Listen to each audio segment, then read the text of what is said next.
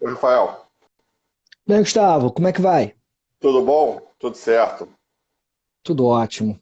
Tava aqui botando fone de ouvido para melhorar aqui não só a audição, mas também a minha fala.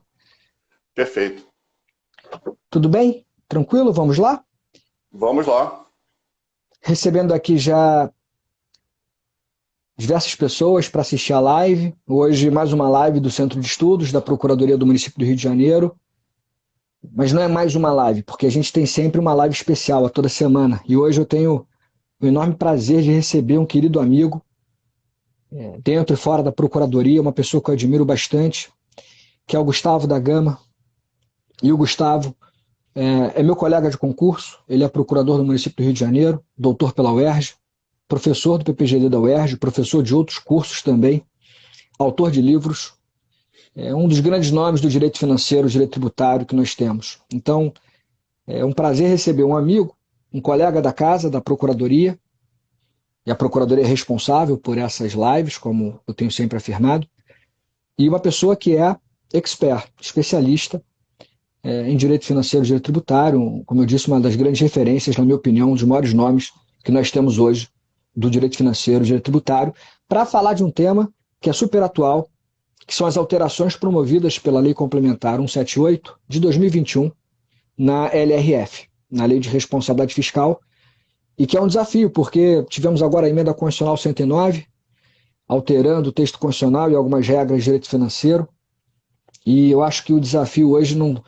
ele é para todos os professores, não só para o professor de direito constitucional, não só o professor de direito administrativo, a minha matéria, mas acho que para o Gustavo também, professor de direito financeiro, direito tributário, a todo momento a gente tem que atualizar a nossa legislação, as nossas aulas, porque a todo momento tem uma novidade, né? Então a bola da vez agora, além da lei complementar 178, é a emenda constitucional 109, no meu caso, a nova lei de licitações, que está para sair a qualquer momento. Enfim, todos nós estamos aí vivendo sempre fortes emoções. Eu costumo dizer que no Brasil o professor de direito não morre de tédio. Então é isso, Gustavo. Bem-vindo à nossa live. Obrigado por ter aceitado o convite. Sempre um prazer falar com você, especialmente aqui na Procuradoria, na nossa casa. Muito obrigado, Rafael. Obrigado pelo convite. É um prazer também estar com você e estar aqui na PGM. Quero aproveitar para desejar boa sorte aí na sua nova função no Centro de Estudos. Tenho certeza que, por toda a sua qualificação, vai ser uma gestão de muito sucesso, assim como foi a gestão da nossa querida Vanice. E é um prazer muito grande estar aqui com você. Obrigado aí pelas suas palavras, exageradas em razão da amizade. Mas, como você falou, realmente, no direito financeiro, acho que como direito administrativo, a gente não tem muito tédio, não. Porque, como você falou, agora, anteontem, segunda-feira, foi promulgada a emenda constitucional 109, conhecida como emenda PEC emergencial, e, de fato, mudou muita coisa no direito financeiro. E mal a gente estava se recuperando da edição da Lei Complementar 178, que vai ser o nosso objeto da conversa de hoje, nós já temos aí a PEC emergencial para também estudar. Fica aí até a dica para uma futura live, porque essa PEC demanda, aliás, essa PEC demanda acho que muito mais do que uma live, porque Dá. ela trata de muitos assuntos importantes e realmente, tédio nós não temos no direito financeiro no Brasil nos últimos anos. E, Gustavo, em relação à Lei Complementar 178 desse ano, que alterou o regime de recuperação, né, o regime de recuperação fiscal dos estados, aproveitou para alterar a LRF. O que você nos apresenta em relação a essas novidades? Eu queria começar, enfim, pela interpretação do artigo 18, que fala do total de gasto com o pessoal. O que essa nova lei trouxe de inovações, especialmente em relação à LRF, e aí começando depois por essa análise mais específica do artigo 18 da LRF alterado. É interessante entender o contexto da Lei Complementar 178, porque o seu objetivo principal nem foi alterar a LRF. Ela alterou a LRF, acho que para aproveitar a oportunidade, né? Não é todo dia que se faz uma lei complementar. E aí, assim como aconteceu em relação à Lei Complementar 173, que também tinha modificado, editada no ano passado, que tinha modificado alguns artigos da LRF, a Lei Complementar 178 também modificou. Mas a Lei Complementar 178, o seu objetivo principal foi alterar a lei do regime de recuperação fiscal dos estados, que é a Lei Complementar 159. Ela alterou muitos dispositivos da Lei Complementar 159. Aliás, o Estado do Rio de Janeiro tinha um grande interesse nessa lei, como a gente sabe, por ser o único Estado até o momento que aderiu, conseguiu aderir à Lei Complementar 159. Então, o objetivo da Lei Complementar 178, inicialmente, foi tratar de uma reformulação da Lei Complementar 159. A maior parte da Lei Complementar 178 são de alterações à Lei Complementar 159. Mas ela, assim como a Lei Complementar 173, que também não tinha como objetivo principal modificar a LRF, a Lei Complementar 173 foi a lei que trouxe o programa de enfrentamento à pandemia e tinha esse principal objetivo. Muitos temas polêmicos da LRF estavam realmente demandando uma melhor atenção do legislador. E aí, como há uma certa pertinência temática entre os temas, porque boa parte dos artigos que foram alterados da LRF são basicamente direcionados para aprimorar o controle de gastos com pessoal, principalmente de estados e municípios, aproveitou-se a Lei Complementar 178 para alterar algumas normas da LRF.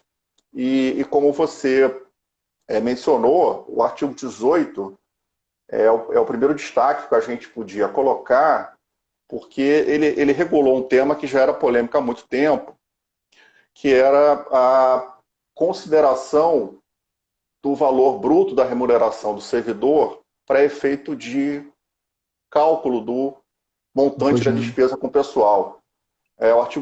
Foi acrescentado no parágrafo 3º no artigo 18, e é uma questão polêmica desde a época da edição do LRF em 2000, porque muitos estados, como a gente sabe, estados e municípios, nós temos aquela regra na Constituição, artigo 5758, que dizem que o valor retido dos servidores pertence aos estados e pertence aos municípios, o valor retido na fonte.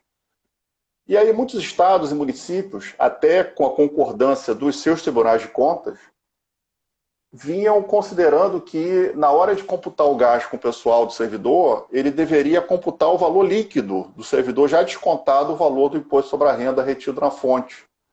Porque se aquele valor pertence ao estado e pertence ao município, não faz sentido dizer que aquele valor seria gasto com o pessoal. E isso faz uma diferença gigante, como a gente sabe. Imagine uma folha de pagamento e o imposto de renda da pessoa física nas alíquotas que estão, alíquotas elevadas. Então imagine, um pagamento de um servidor público, vamos colocar aí um exemplo de R$10 mil, valor bruto, uma retenção de R$2 mil na fonte. Na hora de computar o gasto com o pessoal, o Estado computava não que ele pagou 10 mil, mas que ele pagou 8 mil para o servidor. Então, quer dizer, isso dava uma diferença gigante na hora do cálculo total de despesa com o pessoal. Muitos estados e municípios fizeram isso, até hoje tem essa contabilidade, mas a Secretaria do Tesouro Nacional, que é o órgão do Ministério da Economia que, de alguma forma, controla a aplicação do LRF para estados e municípios, nunca concordou com essa teoria. Sempre disse que, como a LRF era omissa, esse tipo de desconto não poderia se realizar. E que, portanto, o Estado e o município, na hora de fazer o pagamento, ele deveria computar o valor bruto pago para o servidor. E isso, então, gerou muita... Foi um dos motivos de polêmica entre estados, municípios e a Secretaria do Tesouro Nacional. E, portanto, a Lei Complementar 178 agora veio para não deixar nenhuma dúvida em relação a isso, de que o cálculo do montante de despesa com o pessoal deve computar o valor bruto da remuneração do servidor. A tese da STN, então, foi positivada agora, então. Basicamente o que a gente teve foi trazer para dentro da lei o entendimento que a STN já tinha há muito tempo e que vinha sofrendo resistência em estados e municípios. E veja que estados e municípios faziam isso até com base, muitas vezes, em orientações do próprio Tribunal de Contas do Estado. Alguns tribunais de contas do Estado consideravam que esse tipo de cálculo feito pelo governador era legítimo, no silêncio da LRF. E até um ponto interessante, porque a gente sabe que o direito financeiro não é uma matéria de competência privativa da União Federal. Quer dizer, os estados e municípios têm competência pelo artigo 24 da Constituição para legislar de forma concorrente. Então, era um caso em que, na ausência de uma norma geral, a gente poderia aplicar aquele raciocínio dos parágrafos do artigo 24 para possibilitar que o Estado e o município regulasse isso. Mas, realmente, nunca foi o entendimento da STN, que sempre foi contrária a essa posição. E eu acho que também houve um reforço à tese da STN, Rafael, porque em 2019 o Supremo Tribunal Federal examinou uma DIN contra uma emenda constitucional feita à Constituição do Estado de Goiás. O Estado de Goiás sofreu uma emenda à Constituição do Estado de Goiás, e um dos pontos colocados na emenda constitucional que alterou a Constituição do Estado de Goiás foi justamente explicitar que o valor do pagamento para o servidor público deveria ser computado pelo valor líquido e não pelo valor bruto. Quer dizer, então, o Estado chegou a colocar isso na Constituição do Estado, essa tese, contra o entendimento da STN. E o Supremo, em 2019, julgou inconstitucional essa emenda à Constituição, dizendo justamente que, como a LRF não trazia essa exceção no rol de exclusões para gasto com pessoal, o Estado-membro não poderia legislar de forma contrária àquilo que a União já teria legislado, ainda que na forma de silêncio da LRF. Então, acho que essa tese, que já era muito forte, ela ganhou também um aliado de peso, que no caso foi o STF, quando julgou a inconstitucionalidade dessa emenda ao Estado de Goiás. Então, foi mais um argumento, acho que, para que esse dispositivo fosse alterado. Então, a partir de agora, provavelmente esses tribunais de contas estaduais, eu não sei como é que era a TCM do Rio e TCM de São Paulo, mas os tribunais de contas estaduais que tinham um entendimento na linha da interpretação dos estados, vão ter que mudar a sua orientação, porque a partir de agora, então, independentemente de controvérsias, tem uma lei presunção constitucional que agora acolhe o entendimento que você menciona da STN. Sim. O Supremo fez isso na ADI 6129. Na ADI 6129 do Estado de Goiás, o Supremo julgou inconstitucional esse dispositivo da emenda ao Estado de Goiás. No mesmo artigo 18, Rafael, aproveitando o 18, também se explicitou um tema que o Supremo também nessa ADI 6129 já tinha decidido, que é uma outra polêmica também importantíssima em relação ao cálculo de despesa com pessoal, que é a inclusão ou não de servidores inativos no cálculo com pessoal. Porque a Constituição Federal, no artigo 69, na redação que ela tinha até a última segunda-feira, porque a PEC emergencial alterou o artigo 69, a gente vai falar, mas a redação do 69 até anteontem, da Constituição Federal, era no sentido de que a lei complementar, que é a LRF hoje, tem que estabelecer limite de gasto com pessoal para servidores ativos e inativos. Ela não usava a palavra pensionista. A LRF, quando foi editada em 2000, quando ela vai explicitar o que é limite de gasto com pessoal, ela fala servidores ativos, inativos e pensionistas.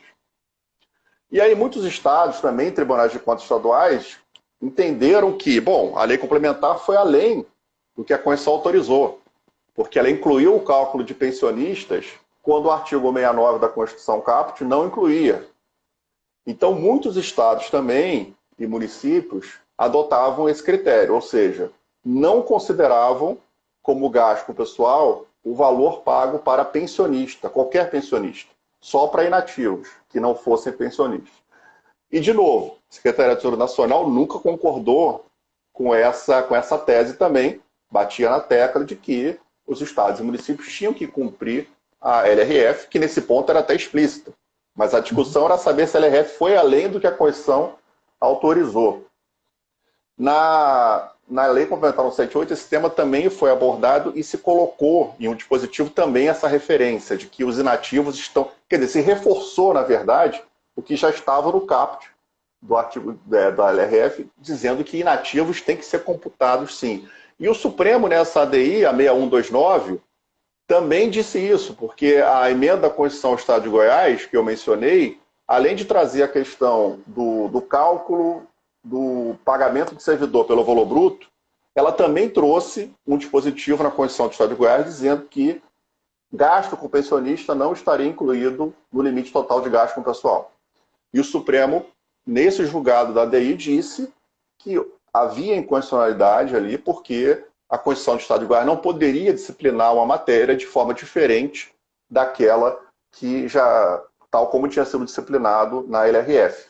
Então, quer dizer, foi mais um tema também que a Lei Complementar 78 tocou e que o Supremo já tinha também dado razão à Secretaria do Tesouro Nacional imagine a diferença também que isso faz em relação ao gasto com o pessoal, né? A gente sabe muito bem que o gasto com pensionistas é um gasto significativo em muitos estados e municípios, e realmente deixar de fora esse valor diminuía bastante o gasto de estados e municípios com o pessoal. Então, quer dizer, é mais um ponto também que hoje está pacificado. E aí, para completar esse tema, agora a emenda constitucional 109, a da PEC emergencial, ela tratou de vários assuntos, como a gente sabe, mas aproveitou para modificar. A redação do 69 hoje, com a emenda 109, se colocou a expressão pensionistas hoje. Então, quer dizer, já está completamente sepultada realmente essa discussão, porque agora até norma constitucional a gente tem em relação a isso. Então, é mais um tema que também foi pacificado. Essa discussão é interessante, a discussão de inserir ou não os pensionistas inativos nos cálculos, né? Seja para limite de despesa com o pessoal, como é o caso, seja, por exemplo, em outra seara que não tem relação direta com esse tópico de agora, mas, por exemplo, o cálculo daqueles investimentos mínimos em educação, saúde. Eu me lembro que a gente enfrentou esse desafio no município do Rio de Janeiro, na Procuradoria, na questão do Fundeb, do Fundef, Uhum. se a gente poderia levar em consideração os gastos com inativos, pensionistas, etc., no investimento na saúde ou na educação. Enfim, no caso do Fundeb era educação. E interessante, porque são duas discussões que levam no ponto central a questão de levar em conta ou não os gastos com inativos ou pensionistas. De um lado, o ruim para o poder público se colocar os pensionistas inativos, porque a despesa de pessoal, então, ela afunilaria ali, né, o número de servidores, você não teria muito dinheiro para gastar, teria que cortar servidor eventualmente. E no caso do Fundeb, o ideal era incluir os inativos para a gente conseguir cumprir o mínimo constitucional quando a gente não consegue comprovar esse cumprimento do mínimo constitucional sem levar em conta os inativos e pensionistas. Interessante como o poder público ele lida com a discussão do pensionista inativo.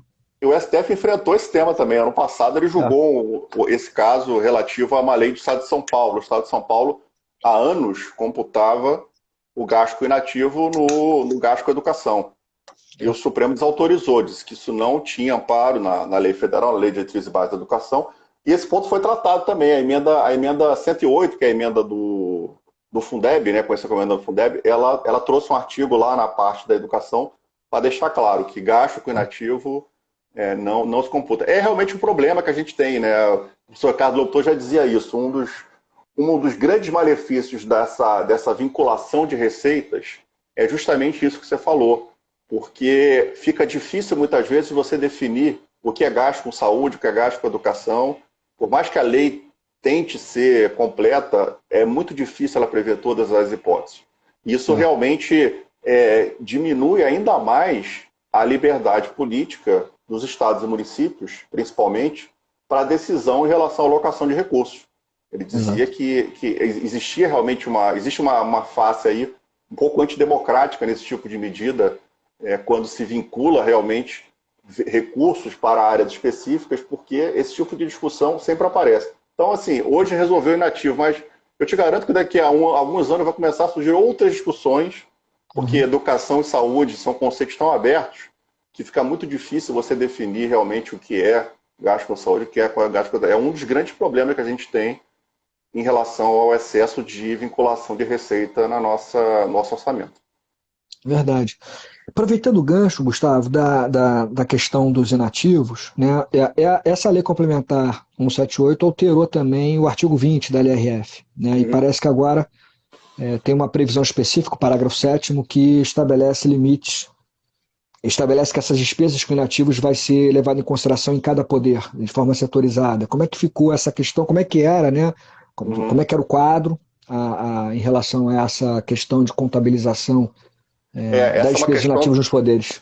Uma questão também que sempre foi muito polêmica, Porque na maior parte dos estados e municípios, o que a gente tem geralmente é uma configuração parecida com o que a gente tem no Rio de Janeiro, né, no estado e no município.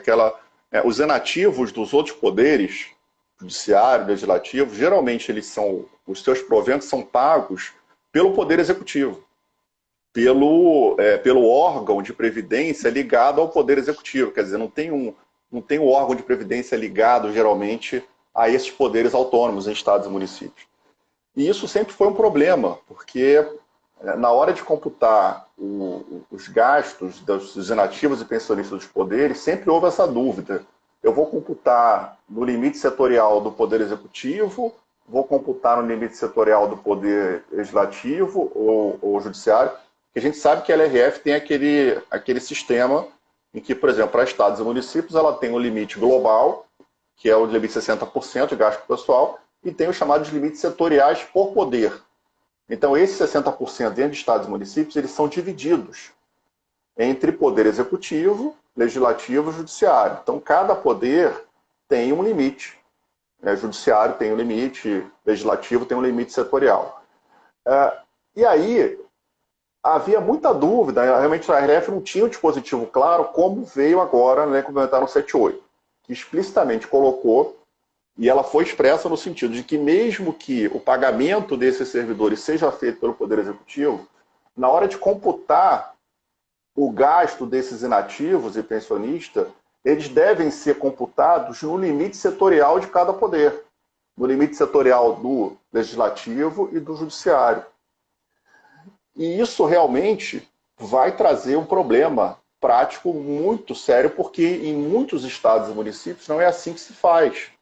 Os inativos e pensionistas são colocados no limite de gastos do Poder Executivo e não dos poderes judiciário e legislativo.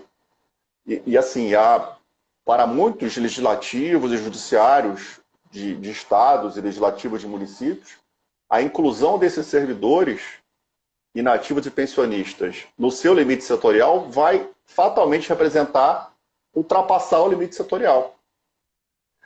Então, sem dúvida, é uma inovação que tem o potencial de causar uma mudança muito grande no cálculo. E eu acho que sensível a isso, não só por conta disso, mas por conta de outras alterações. A Lei Complementar 78, o dispositivo deu um prazo de transição de 10 anos para que essas medidas sejam implementadas. Ou seja, esses ajustes dos limites setoriais possam ser realizados. Porque, realmente, se fosse aplicar isso imediatamente, ou 1 ano, 2 anos, não se conseguiria cumprir. Então, a Lei Complementar 178 teve essa sensibilidade de verificar que, de fato, há situações, não só em relação a esse tema, mas outros temas que demandam, e aí ela trouxe um dispositivo dizendo que aquele poder, aquele órgão que esteja em desacordo com os limites da LRF para despesa com pessoal, eles terão um prazo aí de 10 anos, claro que com algumas características ali, a obrigação de eliminar o excesso em 10% por ano, tem algumas regras ali, mas na prática o que a gente vai ter são 10 anos sem aplicação das sanções, das temidas sanções da LRF, que são temidas mesmo, né, por estados e municípios, que é a não receber transferência voluntária e não obter garantia para celebrar operação de crédito. Então foi realmente será uma mudança muito importante, que vai ser um desafio para a União, especialmente para estados e municípios, conseguir realmente fazer esse arranjo, ou seja, que esses servidores inativos desses poderes, na hora que forem computados no limite setorial, o poder não ultrapasse o seu limite de gasto. Vai ser realmente um desafio muito grande. Da importância, então, como você bem destaca, eu acho, das regras de transição. Né? Qualquer mudança legislativa que gere esse impacto, como é o caso aí, tem que ser acompanhada essa mudança de regras de transição. É o que acontece nas mudanças de regras de aposentadoria, é o que acontece agora na mudança das regras de licitação, prazo bem menor, naturalmente, 2 anos. Mas nesse caso, como você disse, né, se fosse automaticamente aplicada essa nova sistemática, inviabilizaria os poderes, né? Você não teria como se adequar então um curto espaço de tempo, na medida que você já estava acostumado com essa metodologia Uhum. há anos, né? Então, é uma mudança que, para evitar a surpresa, princípio da não É, surpresa, ou da confiança sim. legítima dos poderes, né? Essa Não, redefinição é isso é muito importante. importante. Eu até levei um susto quando eu peguei a Lei 4.078 que eu li. O dispositivo final dela, que fala da vigência, ele não tratava desse assunto especificamente, mas há um artigo do corpo da 178 que menciona que os entes e poderes que estiverem em desacordo com o gasto com o pessoal, quando for publicado a vigência, quando for publicado, como está no 78, terão aí um prazo de 10 anos. Então, aí eu fiquei mais aliviado, porque realmente seria muito difícil implementar isso num curto prazo. Acho que nem 1 e 2 anos vai se conseguir fazer isso. Vai ser realmente uma questão vai demandar muita negociação realmente entre os poderes. Até porque, como a gente sabe, a autonomia financeira dos poderes é uma realidade. O Supremo acabou de reafirmar isso na DIN 2238. Portanto, quer dizer, o Poder Executivo não tem realmente condições de interferir na autonomia financeira dos poderes autônomos. Ele não tem essa condição. Então, realmente vai ter que ser muito na base do diálogo entre os poderes para que isso seja acertado, já que o Supremo reafirmou, como já vinha há algum tempo, a autonomia de poderes, declarando inconstitucional aquele artigo 9º, parágrafo 3º da LRF, que possibilitava que o Poder Executivo limitasse a execução orçamentária dos demais poderes. Então, de fato, vai ser um desafio para os próximos anos. É. Aproveitando essa questão, Gustavo, que você levanta da punição, se o ente federado descumpre os limites de gasto com o pessoal, ele sofre lá sanções, você falou de não recebimento de transferências voluntárias, etc. Teve também uma alteração nesse ponto. A Lei Uhum. Complementar 178 inseriu o parágrafo 3º, alterou o parágrafo 3º do artigo 23, e aí aquela discussão se a sanção ela seria uma sanção aplicada ao ente federado ou uma sanção aplicada ao poder. E aí como é Uhum. que ficou? Como é que era essa questão? Como é que se colocava a doutrina, a jurisprudência antes? Enfim, como é que era tratada Uhum. essa questão? Como é que ficou agora com É, essa nova redação do parágrafo 3º? Nesse ponto, a Lei Complementar 178 só veio consagrar um entendimento que o Supremo já tinha há décadas. Porque a redação antiga do parágrafo 3º, do 23, dizia que o ente, usava a expressão, o ente que não cumprisse o limite de gasto com o pessoal estaria sujeito àquelas sanções temidas da LRF. Não recebe transferência voluntária, não pode celebrar a operação de crédito, não pode obter garantia da União para celebrar a operação de crédito. O termo utilizado ali no parágrafo era o termo ente. E aí o Supremo, logo depois que a LRF foi editada, começou a se deparar com essas situações, em que, como nós temos o limite global de gasto com o pessoal, 60% para estados e municípios, nós temos os limites setoriais, por poder. Então, naquelas situações, o governador de estado queria celebrar uma operação de crédito, o governador de estado mostrava que o poder executivo estava no limite de gasto com o pessoal, 54%, mas que o poder legislativo local tinha ultrapassado. A União considerava que o poder legislativo do Estado, ou o poder judiciário do Estado, tinha ultrapassado o seu limite setorial. E a LRF deixa claro que é obrigatório o cumprimento não só do limite total, mas também do limite setorial por poder. Então o governador ficava naquela situação em que ele queria celebrar a operação de crédito e a União negava, dizendo que o Tribunal de Justiça, o Poder Legislativo do seu Estado, estava descumprindo a LRF. E aí o governador se via numa situação complicada, porque o Supremo já tinha declarado, na medida cautelar, na DEI 2238, a inconstitucionalidade desse artigo 9º, parágrafo 3º da LRF, que impede que o Poder Executivo possa limitar a execução orçamentária de poderes autônomos. Então, o governador se via naquela situação. Ele não conseguia celebrar a operação de crédito, mas também não conseguia fazer com que o Poder Legislativo e o Poder Judiciário pudessem cumprir os seus limites setoriais, porque o próprio Supremo tinha negado o seu poder de interferir na execução orçamentária dos poderes, com base no princípio da autonomia dos poderes, que tem realmente status constitucional. E aí começaram a chover ações no Supremo, estados principalmente, propondo ações, e alegando que não era razoável a aplicação desse dispositivo quando o Poder Executivo cumprisse que estava, demonstrasse que estava cumprindo o seu limite setorial, justamente por causa da lógica da intranscendência das sanções jurídicas. É um princípio geral de direito punitivo que a pena não pode ultrapassar a pessoa do infrator. Então, o Supremo construiu a tese de que, bom, na medida em que quem está descumprindo a LRF é o Poder Legislativo local e o Poder Judiciário local, eu não posso punir o governador do Estado por esse descumprimento. Ainda mais porque eu mesmo, Supremo, não dei os instrumentos para ele conseguir limitar o gasto dos poderes autônomos.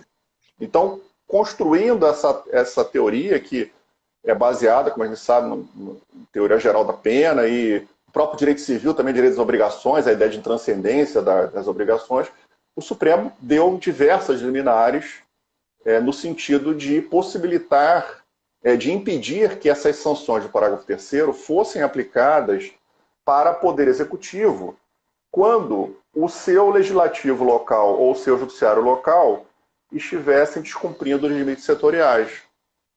E aí o que fez a Lei Complementar 178 agora? Veio positivar isso.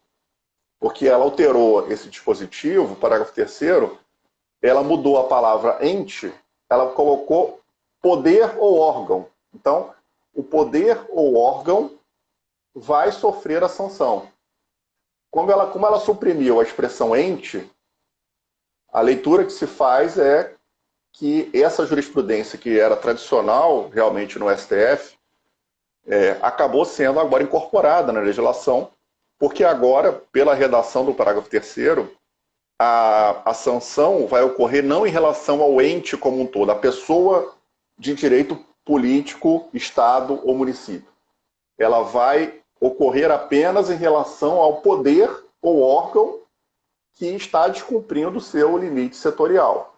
Então, quer dizer, isso para o poder executivo é muito bom, porque geralmente quem celebra a operação de crédito, quem recebe transferência voluntária, é o poder executivo, basicamente.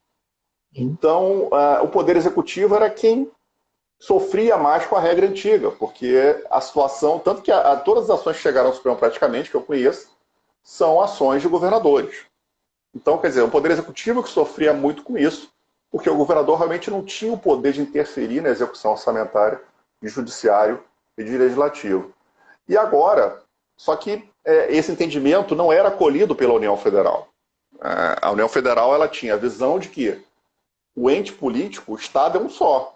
Então, se o Estado-membro... não interessa se quem está descumprindo a LRF é o Poder Judiciário do Estado-membro ou se é o Poder Legislativo. O ente político é um só. Então, na hora que eu vou aplicar a sanção, eu vou aplicar para o ente como um todo. Só que esse entendimento realmente criava uma injustiça muito grande. E é também o princípio geral de direito de que ninguém pode ser punido por alguma coisa que não se pode evitar. Então, quer dizer, qual seria a culpa do governador nesse caso, se o próprio Supremo tinha dito que ele não podia interferir na execução orçamentária do Legislativo e do Judiciário? Quer dizer, não havia soluções assim, institucionais diretas para resolver esse problema. Só que, como a União não aceitava essa argumentação, isso forçava os estados a ingressarem com ações originárias no Supremo, e aí nós tivemos dezenas de liminares concedidas pelo Supremo, tocando nesse ponto. Então, nessa questão aqui, eu acho que prevaleceu realmente até um bom senso, prevaleceu a jurisprudência do STF nesse ponto, e, de qualquer maneira, esse excesso de gastos, que essa é uma questão que também se colocava, alguns ministros do Supremo, embora fosse bastante majoritária a ideia de que o governador, nesse caso, tinha direito a conseguir eliminar, havia alguns ministros que reclamavam, dizendo, não, mas com isso a gente estaria, de alguma forma, ratificando um descontrole orçamentário dos poderes dos estados e municípios. Quer dizer, a gente estaria dizendo que, bom, então o legislativo local, o judiciário local, pode gastar à vontade que o Estado não vai ser punido. Mas o problema realmente aqui era a impossibilidade do governador de estado realizar uma intervenção direta nos poderes. Então, agora, com essa, já que a lei foi explicitada, não será mais necessário que o governador de estado ingresse com uma ação originária para discutir essa questão. Quer dizer, embora o problema continue, quer dizer, se tem um poder, se o poder legislativo, judiciário de um estado está descumprindo seu limite setorial, é claro que isso pode gerar um problema para o estado ou até mesmo para o poder que está descumprindo. Mas isso tem que ser resolvido na lógica do diálogo entre esses poderes. O que não dá é para, enquanto resolve isso, o Estado, o Poder Executivo, não consegue celebrar um convênio por uma transferência voluntária que vai atender a população local. O Estado não consegue obter uma certidão, o aval da União para celebrar uma operação de crédito. Quer dizer, estaria punindo praticamente a população do Estado e do município em relação a um assunto que o chefe do Executivo não vai poder tomar uma decisão imediata. Então, acho que foi uma boa mudança da lei para tornar claro esse entendimento. Acho corretíssimo esse entendimento que a legislação agora consagra. Realmente não faria qualquer sentido. Cara, até faz sentido, tem um argumento técnico, mas não seria justo, como você comentou, se punir o Poder Executivo, por exemplo, e impedi-lo de receber transferência voluntária para uma política pública importante, porque um ou outro poder descumpriu o seu dever de casa, sendo certo que nesse caso você não tem o pátrio poder, né, sobre o poder judiciário e legislativo. Você não pode, enfim, forçá-lo, como você disse, não tem instrumento para fazer com que esses poderes cumpram a legislação. É como se fosse estabelecer uma responsabilidade integral do Poder Executivo, porque independentemente de qualquer conduta sua ou nexo causal, ele seria punido com essas sanções que são muito severas. Eu estou até vendo, Rafael, me perdoe aí te interromper, eu vi com um comentário aqui no chat e a pessoa colocando assim, nesse caso seria crime de responsabilidade do judiciário legislativo, no sentido de cumprimento. De fato, quando essa questão se colocou, muitos autores colocaram que nessas situações, o máximo que o governador de estado poderia fazer não era interferir na execução orçamentária do poder. O que se poderia fazer em tese é cogitar de um eventual crime de responsabilidade, sim, do chefe do legislativo, do chefe do judiciário, que estaria descumprindo aqueles limites setoriais. Então, de fato, é uma possibilidade, já que pela LRF não é possível a interferência direta do executivo. Mas veja, mesmo se isso fosse considerado, a gente sabe que isso politicamente pode demorar muito tempo. Imputar um crime de responsabilidade para um chefe do judiciário ou chefe legislativo, existe todo o devido processo legal que tem que ser observado nesse caso.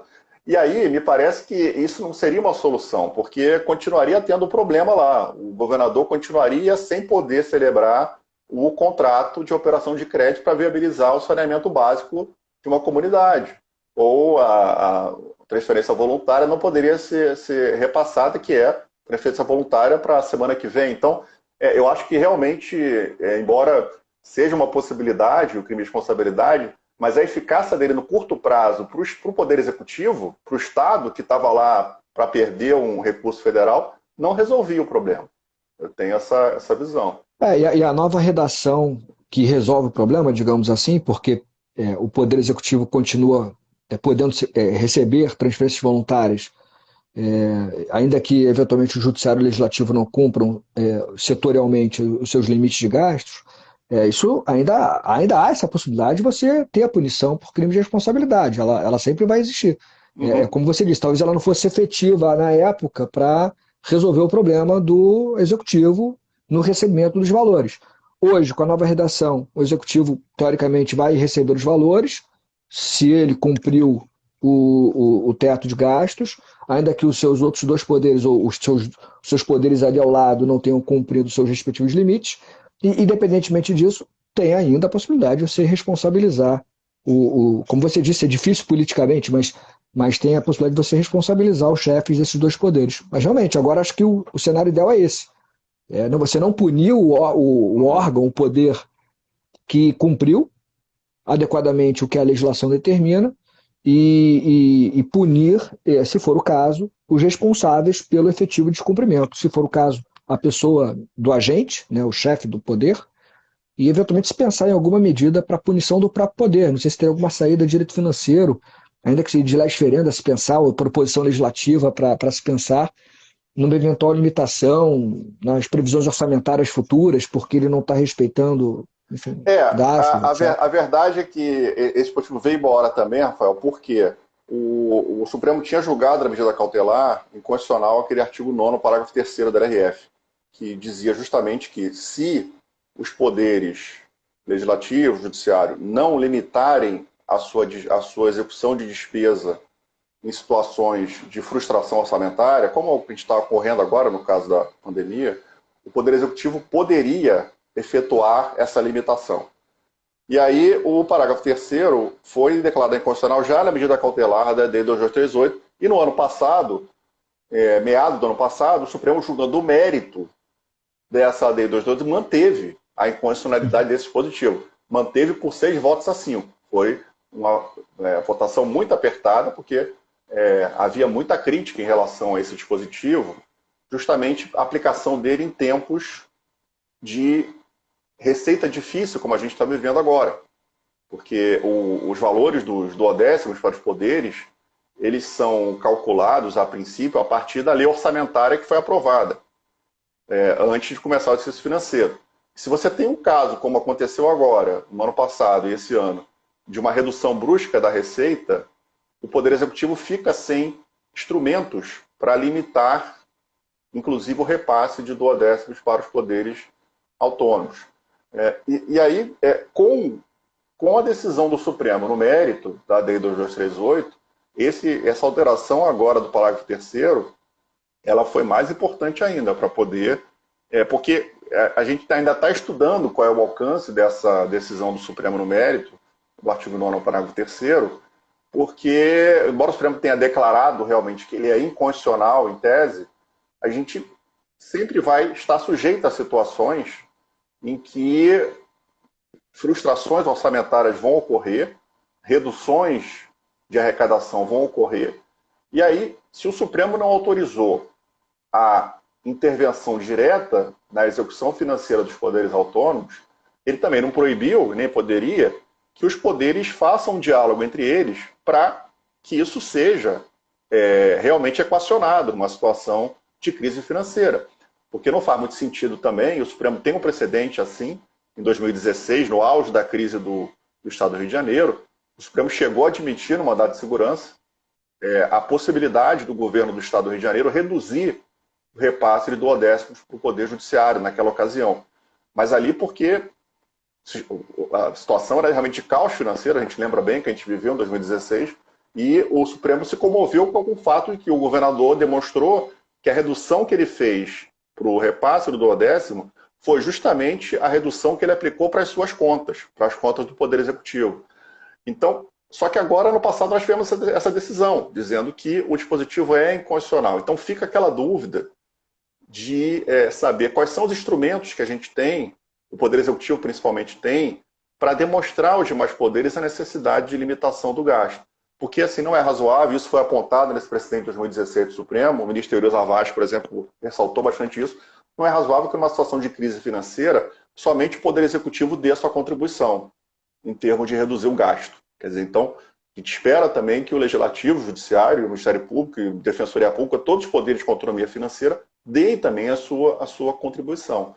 Mas o problema é que esse parágrafo 3º do artigo 23, ele era incompatível com a urgência que esse tipo de demanda gera. Então, foi muito importante essa mudança para dar tranquilidade, realmente, para saber que, embora esse tema tenha que ser enfrentado, ninguém vai precisar enfrentar esse tema tendo contratos de operação de crédito que não são celebrados, tendo repasses federais que não são transferidos, porque a gente sabe que a realidade hoje de todos os estados e municípios é de profunda dependência financeira de recursos da União Federal. Todos os estados e municípios no Brasil, todos dependem, em maior ou menor medida, de repasses do governo federal. Então, qualquer regra que embarace esse repasse de recursos federais para estados e municípios qualquer suavização dessas regras, no contexto hoje do nosso federalismo, a gente tem que comemorar. Então, acho que esse parágrafo terceiro foi muito feliz nesse ponto.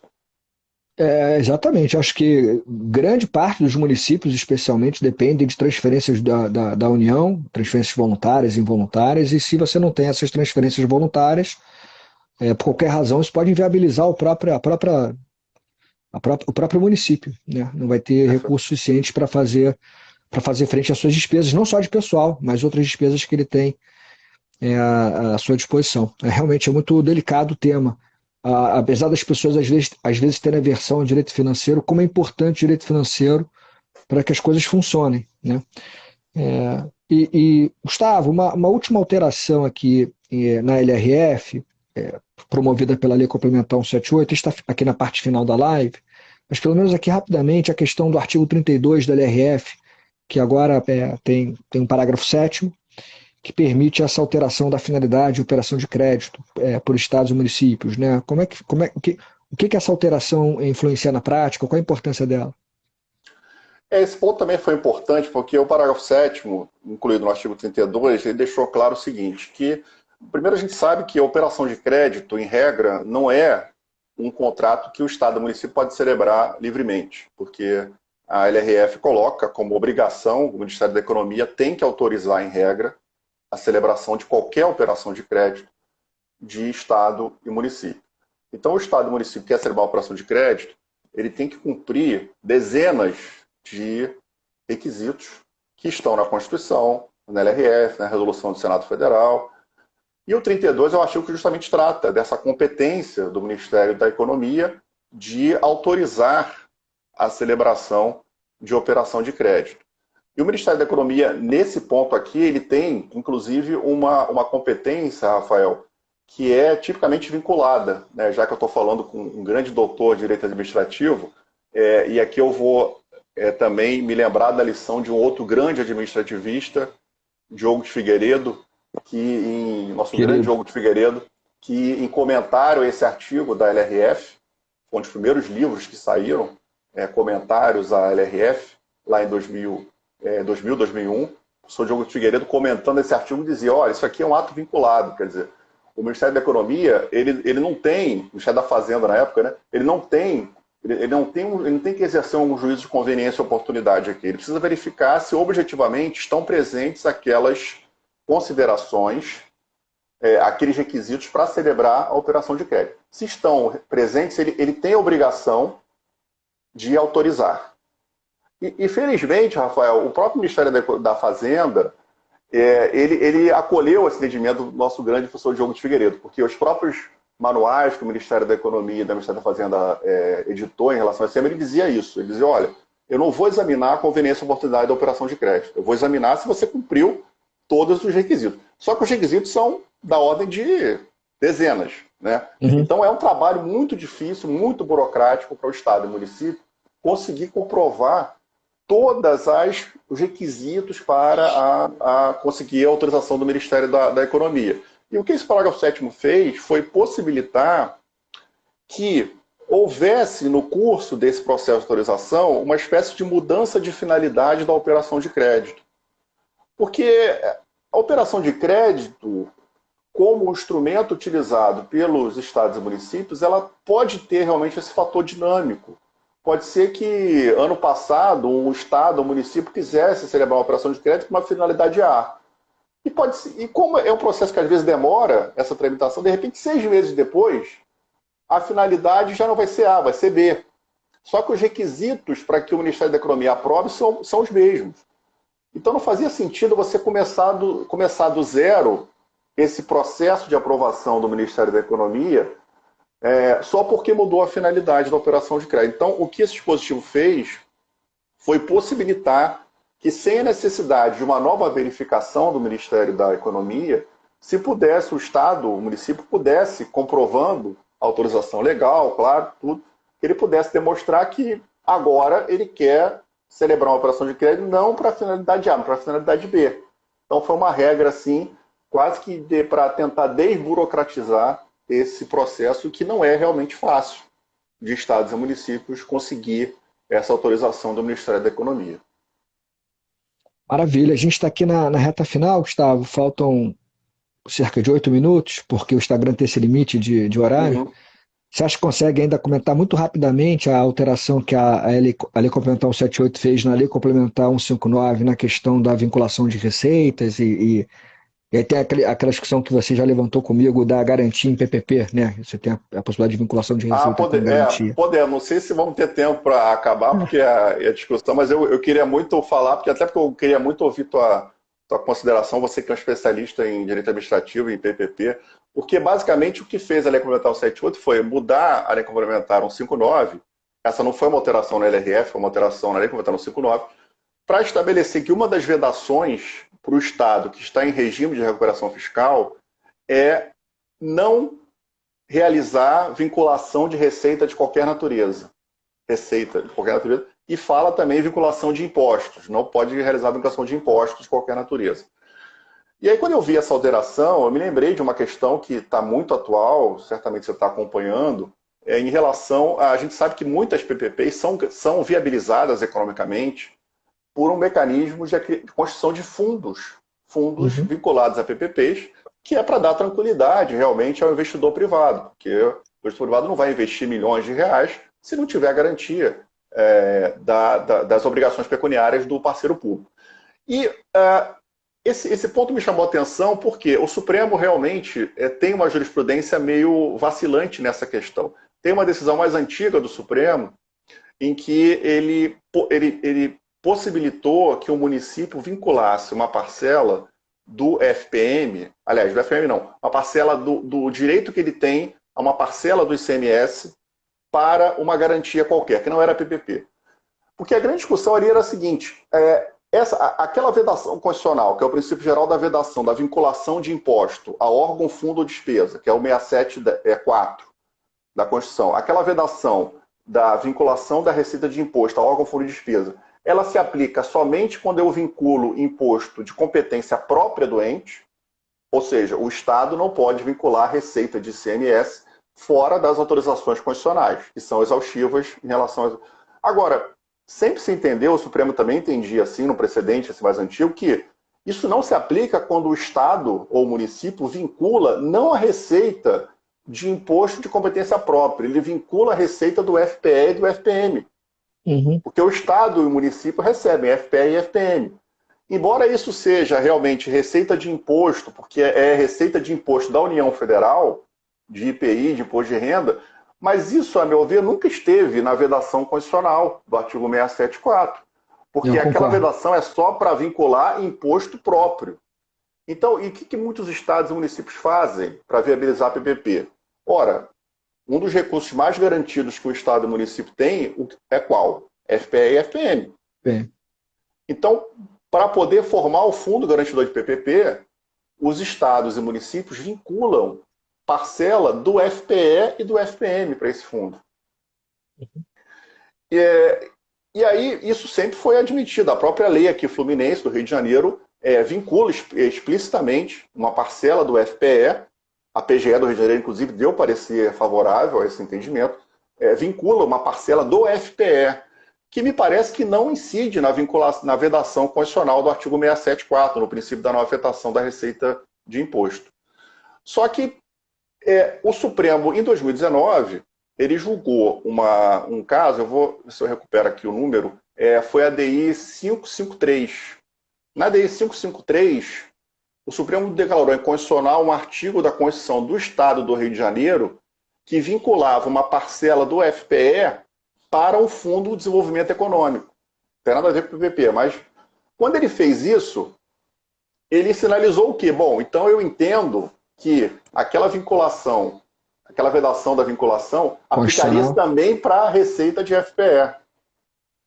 E aí, quando eu vi esse artigo na Lei Complementar 178, reforçando que é vedada a vinculação de receita pública de qualquer natureza e é vedada a vinculação de receita de impostos, eu fiquei com essa preocupação. Então quer dizer que o Estado em recuperação fiscal, ele não poderá vincular parcela de FPE para garantir a PPP? Então essa é uma discussão que está em aberto. Já estava em aberto antes da Lei Complementar 178, mas agora, e como a gente tem expectativa de que não só Rio de Janeiro, mas outros estados ingressem nesse regime de recuperação fiscal, essa é uma questão que vai se colocar. Eu tenho certeza que isso vai ser um grande tema aí das PPPs nos próximos anos. Eu acho que várias modelagens de PPP, eu participei de uma recente, em questão de resíduos sólidos. A gente pensa sempre no caso no município, um FPM para garantir pagamento, enfim, uma receita que traz segurança para a relação contratual, para o parceiro. Sim. É uma das principais garantias, né, que todos pensam na hora de fazer uma contratação de PPP. Então, realmente, se você tiver a incidência do FPE e do FPM aqui, no caso do FPE, a proibição para os estados, né, a proibição de utilizar o FPE para garantia, por exemplo, de PPP, por conta dessa nova redação do artigo 8º da Lei Complementar 159, talvez muitas PPPs não possam sair do papel durante esse período de recuperação fiscal, ou então vai ter que se ter uma imaginação muito fértil para trazer uma outra forma de modelagem econômica, modelagem financeira para esses contratos. Porque realmente os fundos têm sido muito utilizados na prática. Vamos ver o que acontece, né, Gustavo? Vamos esperar aí as cenas do próximo capítulo. Essas alterações são muito recentes, estão quentinhas, saíram do forno há pouco tempo. Já estão agora atropeladas pelas alterações promovidas pela emenda constitucional 109, quer dizer, como eu disse no início e fecho falando mais uma vez que realmente tédio não falta. Por exemplo, o tédio não ocorre com os professores de direito no Brasil, né? E realmente é uma emoção a cada dia. Estou atualizando aqui o livro de licitação, esperando a nova lei ser publicada para ter a numeração, mas já olhando o PL, 190 e tantos artigos, e já é um sacrifício. Mas essa é só uma das leis de várias outras que vieram ao longo do ano passado, eu tenho que inserir na nova edição, e provavelmente você agora, na atualização das suas obras de direito financeiro, tem esse desafio de atualizar com a emenda constitucional 109, com a lei complementar 178, não falta emoção para o professor de direito. Gustavo, assim, eu só quero agradecer, eu vi aqui os comentários de várias pessoas que assistiram a live, todos muito elogiosos. Acabei de ver o da Andréia aqui, muito bom, Andréia. Um grande abraço para a Andréia, nossa querida colega. André Veloso estava aqui? Eu não vi o André. André Veloso. Falando, inclusive, dessa questão, que tende a concordar que não pode vincular o FPM, viu? Mas será um problema para as PPPs. Realmente é um tema bem polêmico, né? Bem polêmico. Quero trazer, já fica o convite no ar para André Veloso fazer uma live também com a gente aqui. Com certeza, tem que ter. Estarei assistindo. E todos elogiando muito aqui, Gustavo, falando foi uma verdadeira aula magna, foi muito bom, muito didático, e muito legal. Eu sabia que seria assim, até aquela placa que você vê em estádio de futebol, eu já sabia, quando saiu o gol, aquela plaquinha, eu já sabia que ia ser um sucesso. O pessoal é muito gentil, é isso. Gustavo, assim, muito obrigado, eu quero dizer que as portas do SES estão sempre abertas, é sempre bom conversar e aprender com você, eu tenho orgulho de conviver com você no dia a dia da Procuradoria, também em projetos acadêmicos. Acho que esse projeto do SES, da Procuradoria, da nossa instituição, ele ganha muito com procuradores e procuradoras participando também do nosso projeto, e você certamente elevou o sarrafo, né? Colocou em outro patamar. Não gosto dessa expressão porque ela me relaciona a um time de futebol que eu não gosto, mas realmente a gente coloca agora a live do SES em outro patamar com essa sua live. Muito obrigado pela sua verdadeira aula magna, como foi dito aqui por uma colega, e enfim, espero que você venha em próximas lives. Obrigado, Rafael, foi um grande prazer, um grande abraço para você, obrigado pelo convite, e muito obrigado para todos também que assistiram, pelas palavras gentis. Espero aí voltar em outras oportunidades. Obrigado, boa noite para todos. Obrigado a todos e a todas, e até a próxima quarta-feira com a nossa live. Um grande abraço. Tchau, tchau. Um abraço.